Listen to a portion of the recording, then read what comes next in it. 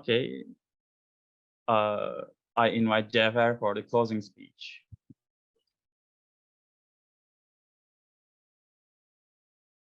You're all tired, so I'm not gonna keep it long. Firstly, I would like to thank everyone here for your partnership here. It was a valuable partnership for us. These partnerships progress in the way, grow in the way.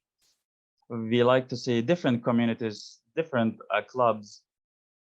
We want to see different speakers, different invitations. So we see different communities, we hear voices from different communities. We want to hear from you regularly here. We want to see your growth here in terms of game development. We want to see your education, and we want to contribute to your education. So your partnership is really valuable for us, both in Indieway and Gaming Istanbul.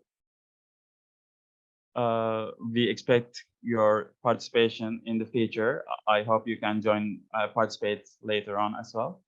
We have Women in Games, Bahçeşehir University, now İstinye University. We are partnering up with these institutions.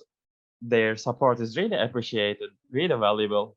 I hope this was beneficial to you, and I hope to see you in our next event in March, and take good care of yourselves.